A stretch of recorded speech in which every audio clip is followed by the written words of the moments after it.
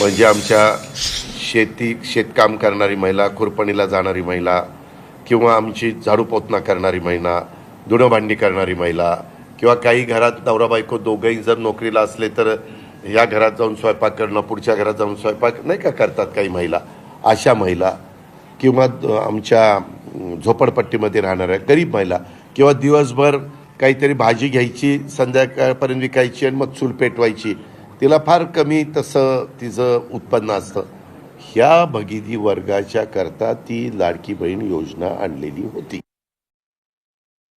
नमस्कार, मी प्रियांका नागने. आपल्या मराठी चॅनलवरती तुमचं सर्वांचं स्वागत आहे. मुख्यमंत्री माझी लाडकी बहीण योजना सर्वात गाजलेली व सर्वात आवडती योजना म्हणजे लाडकी बहीण योजना.